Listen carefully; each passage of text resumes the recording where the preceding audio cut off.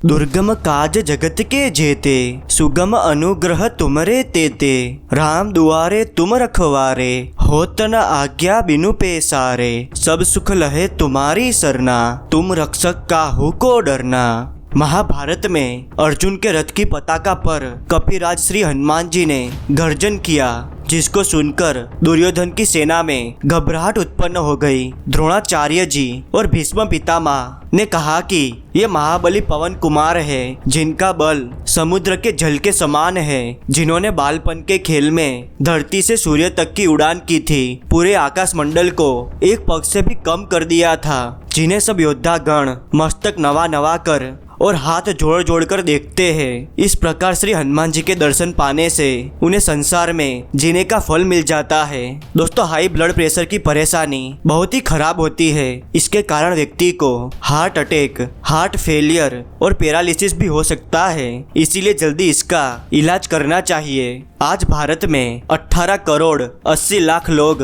High blood pressure के मरीज हैं। इन भक्त को भी यही परेशानी थी, जिसके कारण ये बहुत ही हताश रहते थे। कैसे श्री हनुमान जी ने इन्हें मोटिवेट किया और कैसे इनकी जिंदगी आसान की, आइए जानते हैं। नमस्कार दोस्तों, मेरा नाम है विवेक और स्वागत है आपका विवेक क्रिएशन स्टोरीज में। आजकल सभी बहुत परेशान रहने लगे हैं, क्योंकि अभी की दिनचर्या ही ऐसी हो गई है। इसी कारण लोगों को बहुत सी बीमारियां होने लगी है। इन भक्त का नाम अंकित कुकड़िया है और ये बरेली से है। आइए आगे ये कहानी इनके नजरिए से शुरू करते हैं। नमस्कार, मेरा नाम अंकित है और मैं बरेली का रहने वाला हूँ। मेरे पापा के गुजर जाने के बाद घर की सारी जिम्मेदारी मुझ पर आ गई थी और तभी मैं स्टडी करता था। बाद में मैं पार्ट टाइम जॉब भी करने लगा था, जिससे घर का गुजारा हो जाता था। जब मेरा ग्रेजुएशन कंप्लीट हुआ तो मैं जॉब करने लगा। मेरी सैलरी कुछ खास नहीं थी और घर के खर्चे बहुत थे। मैं जब भी बहुत ज्यादा सोचता था या टेंशन लेता था तो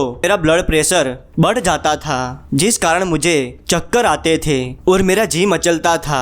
मैं यही सोचता था कि इतनी कम सैलरी में कैसे सब मैनेज होगा। घर के रेंट और बाकी खर्चों में ही सारी सैलरी खत्म हो जाती थी। मुझे बाइक लेनी थी, क्योंकि रोज बस के धक्के खाकर मैं बहुत थक जाता था, लेकिन मेरे पास सेविंग ही नहीं थी। मैं बचपन में पापा के साथ रामायण सुनने जाया करता था और तभी से मुझे श्री हनुमान जी बहुत अच्छे लगते थे।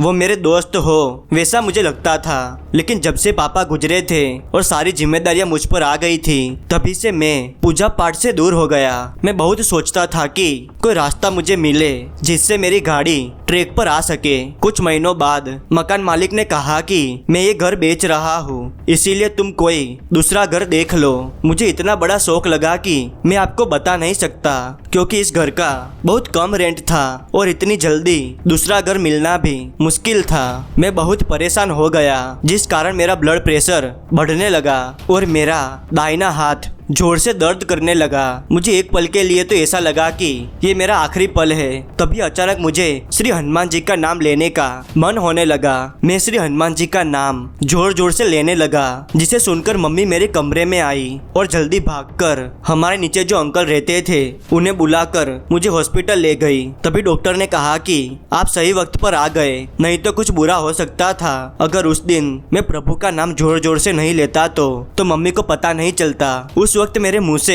कोई आवाज ही नहीं निकल रही थी, लेकिन प्रभु चाहते थे कि मैं बच जाऊं, इसीलिए मेरे मुंह से उनका नाम निकलने लगा। थोड़े दिनों बाद मैं प्रभु का नाम लेकर घर ढूंढने निकला और मुझे उसी मोहल्ले में घर मिला जहां प्रभु का मंदिर था। हम वहां रहने आ गए। रोज सुबह आरती की आवाज मुझे सुनाई देती थी, जिससे मुझे बहुत अच्छा लगता था। मैंने प्रभु से कहा कि मेरी सैलरी बढ़ जाए, ऐसा मुझे आशीर्वाद दीजिए और मैं माँ की सेवा कर सकूं, इस काबिल बनाइए। जब मैंने बॉस को जाकर कहा कि मुझे कम सैलरी से परेशानी है और खर्चे भी बहुत बढ़ गए हैं, तो उन्होंने मेरी सैलरी सीधे 4000 बढ़ा दी। मेरे बॉस कभी किसी की इतनी सैलरी नहीं बढ़ाते थे। उन्होंने मुझे कहा कि मैं तुम्हारे जैसा ईमानदार एम्प्लॉय नहीं खोना चाहता। मैंने 1 महीने के बाद EMI पे बाइक ले ली और जिसके आगे मैंने श्री हनुमान जी का नाम लिखवाया, उस पर मैं माँ को घुमाने ले गया। माँ को खुश देखकर मुझे बहुत अच्छा लगता था, क्योंकि पापा के गुजर जाने के बाद